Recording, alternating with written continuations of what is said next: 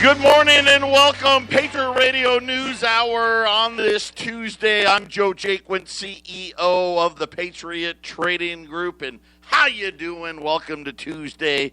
Still too hot here in the Valley of the Sun. It's not only, it's not as hot as it was. It was the hottest summer ever here. I know a lot of you already know that.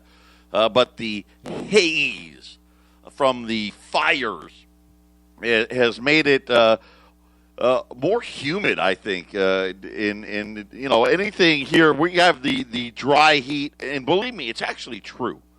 95 degrees here is pretty nice. I mean, 90, 85 degrees is awesome. And a lot of places, like in California on the coast, right? If it was 90 degrees on the coast, it's brutally hot because of all the humidity. I don't know. That's my weatherman in me. I'm going to blame it on all the fires out there. I don't know if you saw, Joe Biden said he's going to take care of all the fires and natural disasters if you elect him president. Yeah, sure. Okay. Why not? The real reason is people are setting fires. Let's start with that. Right? Pay no attention to that. And how about this?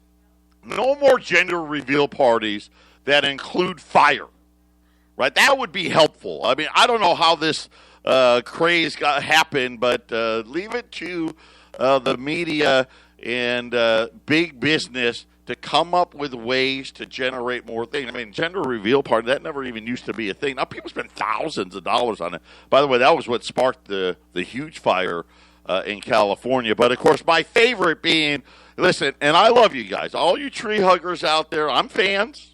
I like forest. I like the nature. I think that we need to protect it within reason.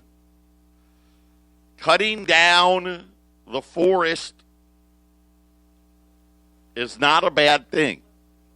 Actually can be extremely helpful to this and preventing a lot of these things, and mowing the grass and things of that nature. But, I digress. Just elect Joe Biden. Apparently, he'll fix it all for you. If you don't believe that, call us at 800-951-0592. The website at allamericangold.com. I got a great show today.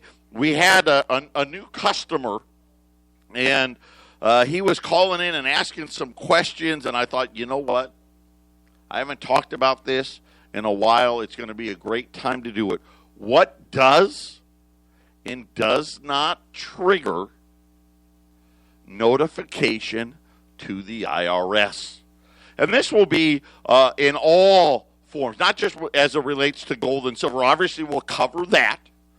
But what triggers and what doesn't trigger the IRS poking around in your business. So we're gonna talk about that. I'll give both sides. I'll give the side as a consumer, right? As you out there, all of you out there, that hey, I work for the man, but I'd like to stay as private as possible. When with us, we always have had for 25 years the same basic principles. Number one, we're not like other gold companies out there. And all of you, this is why we've been in business as long as we have. This is why we have so much referral business. The guy that actually asked this question today is a referral. This one coming from Glenn Tate. And it's something where we're very proud of that. We don't have free reports. By the way, if you see a company promoting free reports, that's your first dead giveaway. You're going to get ripped off. Anybody that has the fancy spokespersons, right? It doesn't matter, Rush or O'Reilly. Heck, we got them on 1360. I own the radio station. I got 4 other gold companies advertising on my radio station. And I'm okay with it. Because my customers, you're going to find out one way that, one, you already know, or two, when they start trying to rip you off, you know the difference.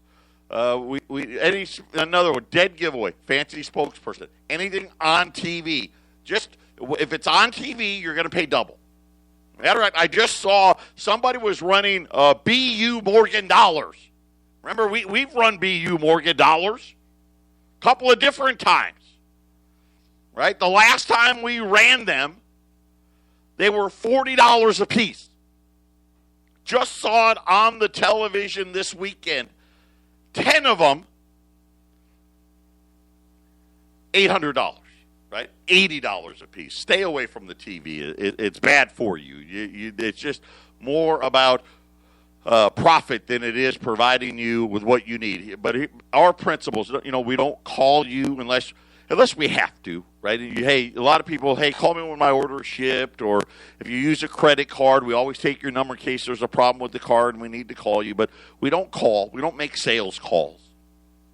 That costs money. You got to hire people to do all that, and you don't want to be bothered. You're busy.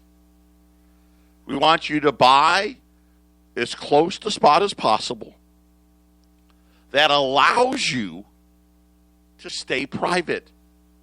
In other words, sooner or later, your spouse, your children, your grandchildren may need to sell it.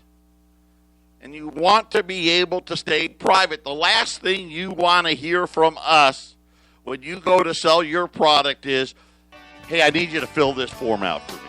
I need you to fill out this form for the IRS.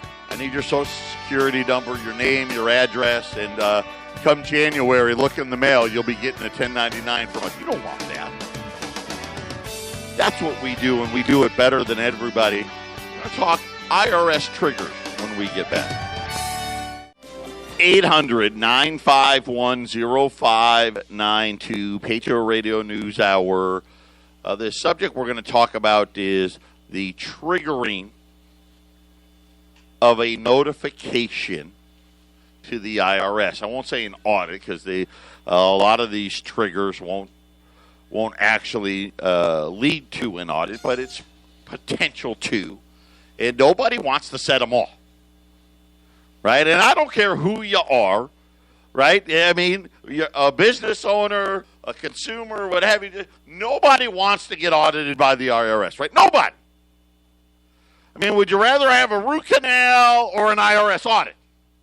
Right? I mean, yeah, give me the root canal. So I understand the fear out there, which, again, is another thing that is inherently wrong with our country today. Everybody out there that I know of, listen, we're all fine paying our fair share. Nobody wants to pay more than that, though. And the fact that the tax laws are so complicated that we all live in fear of it is a huge problem, right? And, of course, all of this designed by the bankers and the wealthy, believe me, to make it as complicated as possible so they can keep more, period. It should be done away with. I wish and I didn't live back then, but, back in the day, the government used to fund all of its funding, all of it, from tariffs. It's true. There was no income tax. None. You don't have to worry about an IRS. You made your money, whatever you made, you kept, and you spent it. And you spent it however the heck you wanted. Should it matter how you spend your money? Should it? Right? Most of us out there want to believe it shouldn't. I should be able to spend it any way I want. Right? If I want to pay cash for everything, I should be allowed. If I want to write a check for everything, I should be allowed. If I want to put everything on a credit card and bang out my bonus mile points, I should be allowed. It's not how it works. And now, because it really, when you think about it, 9/11 was a big grab. The financial crisis was another big grab. And now what we're seeing is the banks slowly but surely, very quietly, on the back of your electronic statement, right, in the print that nobody actually could ever possibly read, they just changed the rules. And then they said, well, we told you. Yeah, I mean, it was on your statement. I mean, we can't help it if you didn't turn it over and get your magnifying glass out and read it. Right? We don't even have to send you an alert that says, oh, by the way, we changed what's on the back of your statement. They don't have to do that. No, I was on there. So what triggers and what doesn't trigger? So let's talk about what people think they know. $10,000. Anything over $10,000, no matter how you do it, is a trigger. That's false. $10,000 in physical cash. If you have $10,000 and make a purchase of $10,000 or more in physical cash, there's a form that you're supposed to fill out and to notify the IRS that, hey, Joe Schmuckatelli was in here with more than $10,000 in cash, and he may be up to no good. Yep. Because remember, after 9/11, the only people that had large quantities of cash were drug dealers and terrorists. I mean, we know this. I mean, right? Let's face it. I mean, you have to be a bad person. Now, it's so funny that they say this. Every wealthy person I know, and I know a lot of them, has a larger quantity of cash somewhere in their possession.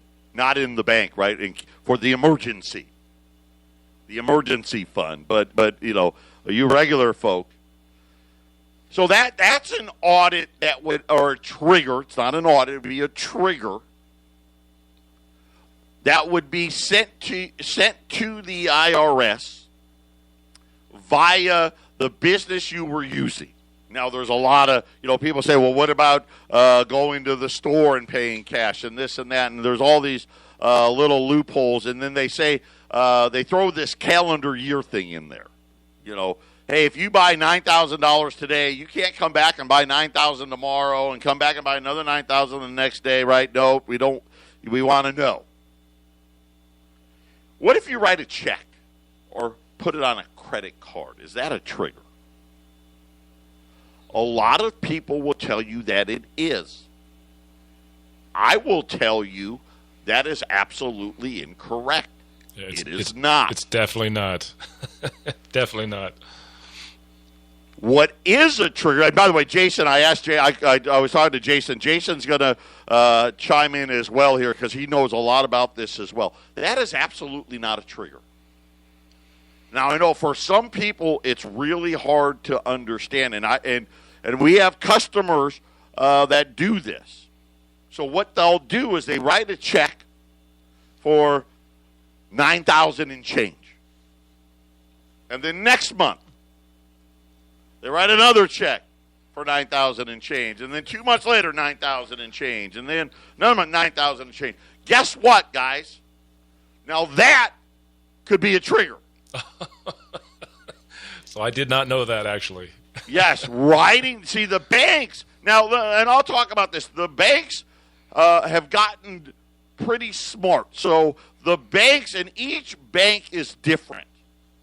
There are certain criteria that the IRS will require the bank to send them notification. I'll give you an example. Patriot Trading Group. We go in and we make deposits of cash for more than $10,000. Automatically, when the bank, they pull up my account and they do the deposit, they put the cash value of that deposit in there, it automatically sends, by law, notification to the IRS that Patriot Trading Group deposited more than $10,000 in cash. Now, does that mean Patriot Trading Group gets audited? Absolutely not. A matter of fact, when this law came in, and this was after the financial crisis, and some of you have learned this, a lot of you out there have told me stories about how when you go to get cash out of your bank and the hoops you have to jump through, the questions that you have to answer to, when you go to get a cashier's check for a large amount, the grilling that the banks put you under. One of the first questions they'll ask you, are you under duress? Why are you in here taking, $50,000 or $100,000 out of the bank? Are you under duress? It's none of your business. No, I'm not under duress. I'm handling my money. So, but again, this is what and again, they've set it up this way that they say, well, it's not our fault. Right? The law says we've got to ask you this because we know that that's a big problem in the United States is old people being scared into withdrawing, $50,000, $100,000 in a cashier's check and under duress. I guess that's a big problem. Of course, I'm being facetious. Same thing as like money laundering and everybody's a drug dealer. It's ridiculous. It's all about not wanting you to take and handle your own affairs, period. But when that law first came out, our bank told us, can you please not deposit more than $10,000 in cash in a single day? And we're like, okay, I mean, if that's what you want us to do. So we would deposit, $7,000, $8,000, $9,000, day after day. Well, guess what?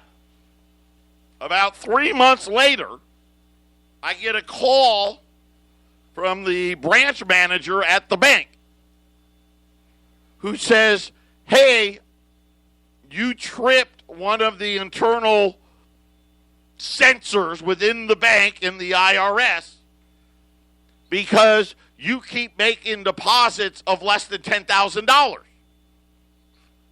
And I started to laugh. And I said to the guy's name was Jeff, that's because you told me not to. And he goes, I know. Because, even the people at the bank don't know all the rules. The fact that the system was like, hey, wait a minute, this guy's trying to circumvent the 10,000 rule. And that's why I tripped it off. Now, we just trip it every day. We do it as part of our routine. And I shouldn't say it, I think in the last year, we have made maybe one or two deposits of less than 10,000. All of them are over that. But since we do that routinely, right, the IRS and the software behind it's like, it's just Patriot. Now, that's normal. Now, let me give you another example. When we opened the Colorado office, so, Jason, when did we open the office? A couple years back? Yeah, March of 2018.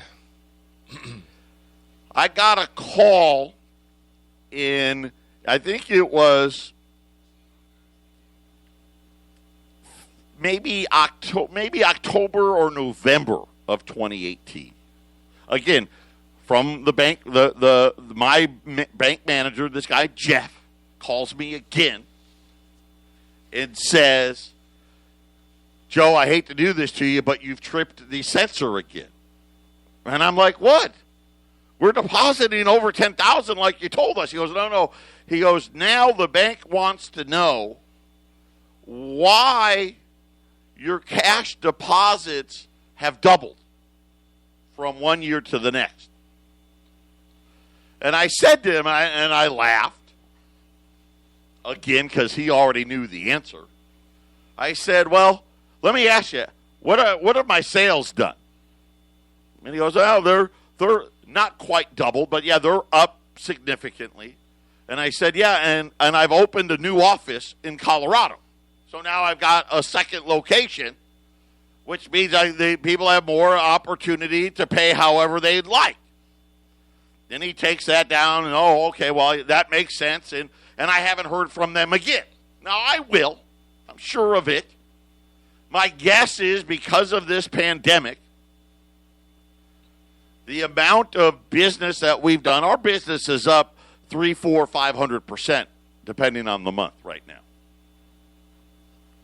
which also means there's more people bringing in cash. Now, the percentage is still about the same, but there's more people paying with cash than before, but it will balance with my sales. But I'm sure they'll call me and say, hey, why did it happen? And I'll have to say, well, COVID, you locked everybody up and no one can leave their house and everyone's scared to death. Yeah, there you go. So from a business side, dealing with cash can set off some stuff, but usually the system, the algorithms that the banks use are smart. And they adjust, and they're like, oh, that's just normal course of business. And nothing really comes of it. As a consumer on the other side of it, if you're in there every month withdrawing a large amount of cash, I want to talk about that next. Is that a trigger? Patriot Radio News Hour. We'll be back right after the break.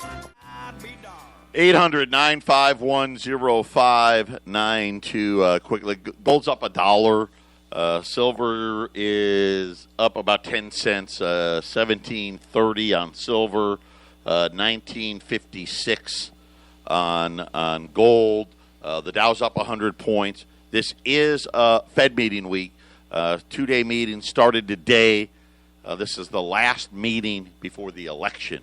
And it's a nothing, right? The big thing out of this meeting is how many years is it going to be before the Fed is even going to talk about raising interest rates and all that stuff. So that's what's going on in the markets. But we're talking about triggers. For my business, for me personally, as the business owner, cash deposits is usually about it for me. My bank is very used to me making large deposits, $100,000, $200,000, $500,000 deposits. And again, the algorithms are smart. If you're a person who normally deposits as a business owner small checks, let's just say for, less than $200, right? And I pick a business, right? I clean carpets, whatever it may be. And then all of a sudden you throw a check in there for $10,000, right? That will probably internally set off a trigger. Does that mean you're getting audited and you're in trouble or anything like that? Probably not. If it happens again, or let's just say repeatedly, hey, you go, 30 days with not a single check of over $500, and then boom, here comes this $10,000 check again, right? That may get you a call from your bank, and they are going to ask you, hey, what's up with this? Why do y'all always, every 30, 60, 90 days have this huge check? They're going to want to know. Now, but if you're like me, they're used to everything here. So everything's expected, and life goes on, and it's not that big of a deal. Usually, like I said, in the last 3 years, I've gotten 2 phone calls. One of them was because the bank told me not to put more than $10,000 in cash in, and then told me the exact opposite. Now I just set the trigger off all the time. So therefore, essentially, it's no longer a trigger. And the second time was when we opened Colorado. So how about the other way? How about for you guys? What sets it off? Believe it or not, if you're in there taking large quantities of cash out of your bank, that is absolutely a trigger. Anything that especially if the bank says, hey, you're going to have to come back Tuesday, you've triggered it. And every bank's different. Banks don't have the money like they used to. You just can't walk into your local branch on any given day and say, hey, I want $8,000 in cash. Some will have it. Some won't. Just depends on the bank. Right? If you're going to one of those banks that it's a smaller bank, and it could be, listen, a big bank, right? J.P. Morgan, Citi, Wells, whatever, B of A. But let's just say it's a location that doesn't, it's not a busy bank location. They may not have it. A lot of times they don't have it. And also, if they ask you questions, that means internally the bank system has sent them, when they're punching up your account number and doing that, right, they're looking at a screen. If they start asking you questions about why or this or that or are you okay, just know you've triggered something internally at the bank with their algorithm. Does that mean you're going to get audited? No. But obviously, you don't want to take the risk. And Joe, let me add one thing. Go ahead, Joe. Jason. Let me add one thing, and I think some of the, if anyone's going where I'm going, the big question is why. One question, Joe, that because you're more. We have that prepping 2.0 show here on KHNC, which is second level prepping for people to prepare for things. Joe is always 2.0 when it comes to gold and silver and the markets and what you should be doing and what right now cash. For me, the two main reasons that cash is such a big problem is the number two reason is they want to, right now in this day and age, they want to know everything's being spent on. And cash is private and they don't know what's being spent on. The number one reason is their own cash is kind of against them now because they don't have control over that. When you're holding it outside the bank, they can't control what's going on with it. And if they can't blow up, they can't have boom and bust cycles quite as easy if there's a bunch of cash outside their system. So to me, Joe, those are the two reasons why this is such a big deal and why they're so erratic and crazy about every single cash deposit and withdrawal, Joe. It is very important to the bank. And Jason really hit it right on the head. It's twofold. Number one, they don't know what you bought. Right? And they'll use 9/11 as an example, even though right, the two have nothing to do with each other, but okay, right? The FBI knew for a long time, why are all these Middle Eastern people at flight training school? It had nothing to do with cash, but yet, here it is, right? Drug dealer, terrorists, you're doing bad, nefarious things, and we can't protect everybody else if you use cash. If you write a check or use a credit card, we've got a record. And then the amount of money not in the banking system. Very important to the banks. Yep. Because the more money that's in, the more money they can lend out to make money on. And believe me, the banks and the Federal Reserve, they've got a number. I don't know what that number is.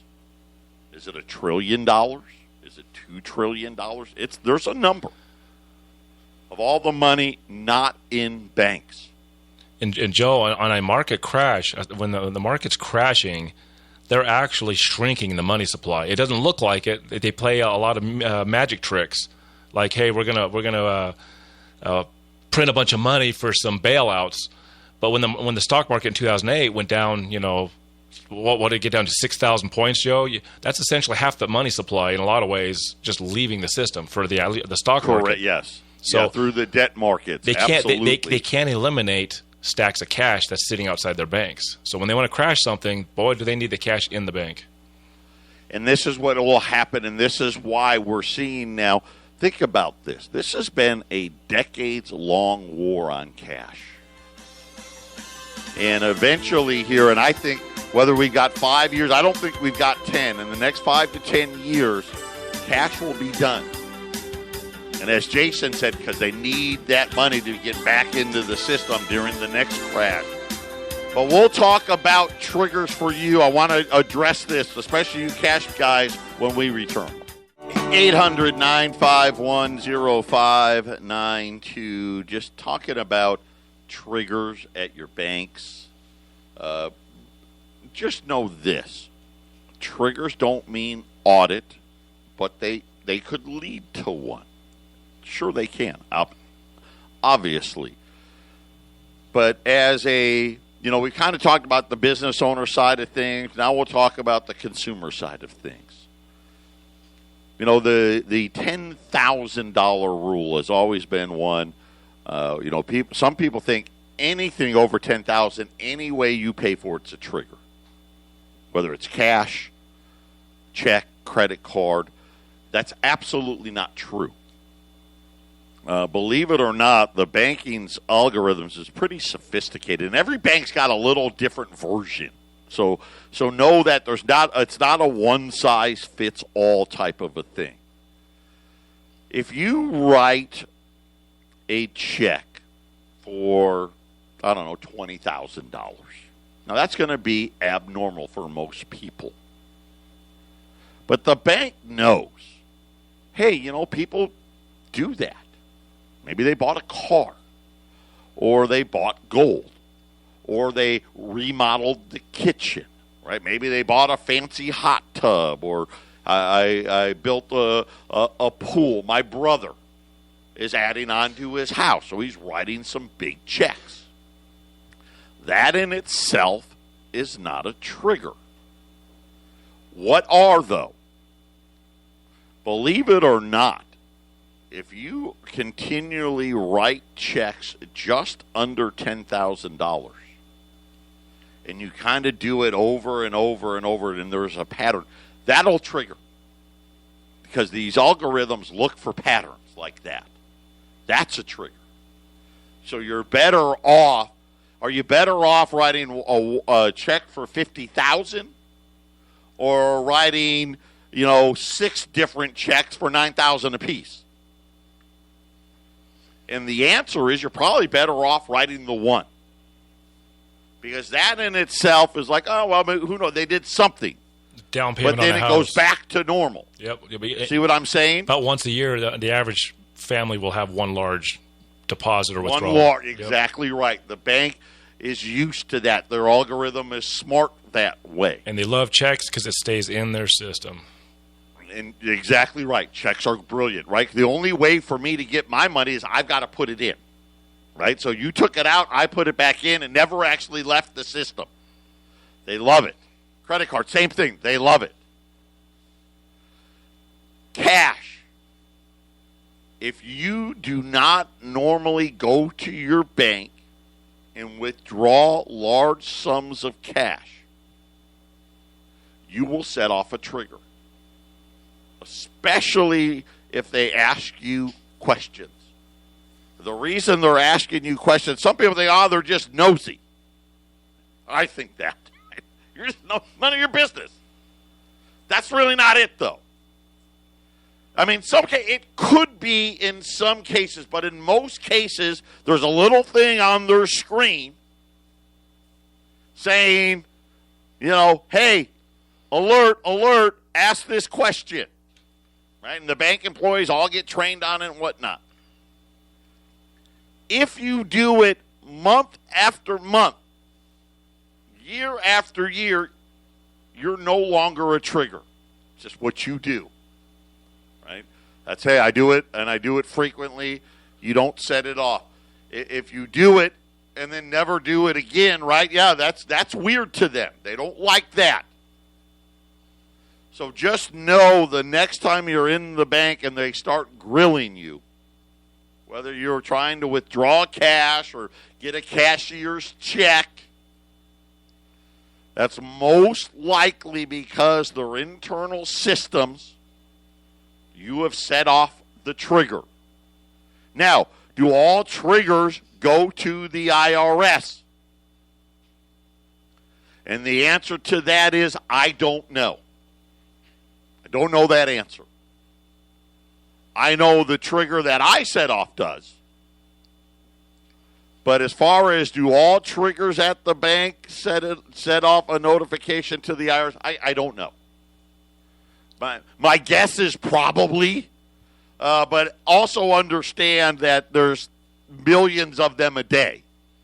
And so will yours stand out more than another? I don't know. But just something to be aware of. Sometimes for people out there, the best way to stay under the radar is just play by the rules, right? Don't go out and withdraw $8,000 and $9,000 worth of cash, right? Write a check for $15,000. It'll be easier, and you won't set off a trigger. They're very, the banks are smart, and I know because when they call, it's so funny how they've called me, and so those are things, and it just happened because a new customer had placed an order, was paying via a check, and it was for like $10,200 and something dollars. And a buddy of his, oh, no, you just set off a trigger. No, you didn't. No, you didn't. Now, if you, again, like I said, if you do it just under and you do it repeatedly, you will. Just so you know. That will absolutely set it off. And how do I know this? Because when I started depositing just under $10,000 day after, guess what? The algorithm's smart and said, hey, you're trying to do something here. Why are you always taking $5,000 and $6,000 and $8,000 out every month? What are you hiding? Right? They think you're up to something nefarious. So just as a rule of thumb, I just wanted to spend. I thought, you know what, this is something we don't talk a lot about. It's something that hey, every year we should probably do at least 1 or 2 shows about this to go over all the rules and whatnot. So what triggers, what doesn't. That's my answers to the best of my abilities to what I know about the banking system. Patriot Radio News Hour, final segment coming up.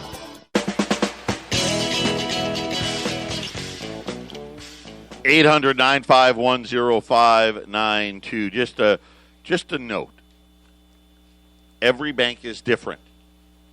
So something that says, hey, that's not a trigger. Your bank, it could be. But by and large, there are certain things the banks are looking for. And that usually is either a deviation from a pattern that happens repeatedly. Somebody that's going in there and withdrawing large amounts of cash.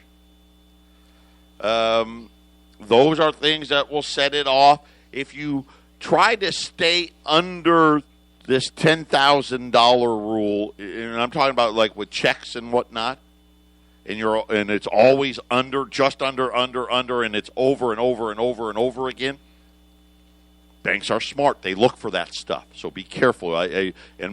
Just my opinion, you're better off making one bigger buy versus, hey, I'm just trying to stay under this 10,000 rule. That 10,000 rule mostly has to pertain to when you're paying in physical cash.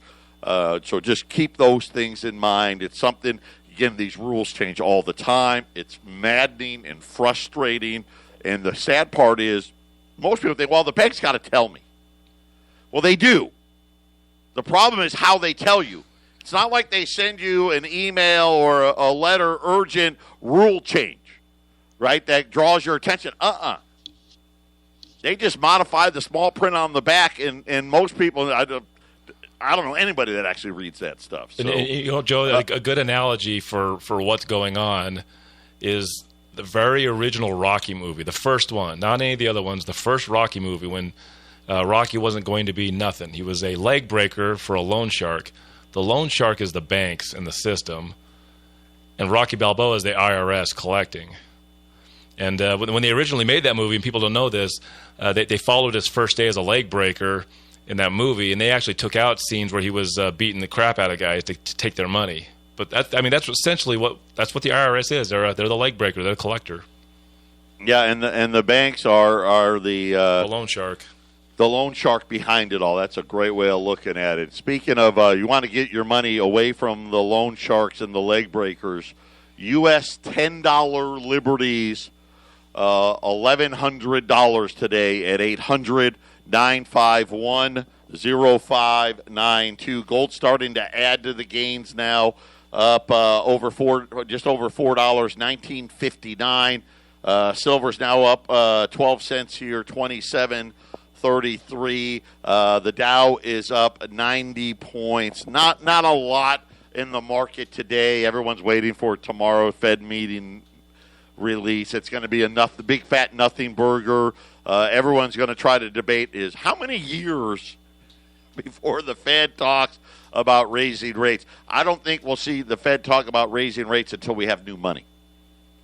And know this, I am 1,000% confident cash is going to go away. The Federal Reserve note is going to go away. Like all fiat money that's ever been invented in history, going all the way back to the Ming Dynasty, it always goes to zero. And that's what's going to happen. And we're good enough now, sophisticated enough. They'll replace it with something else, some form of electronic credit. But keep that in mind.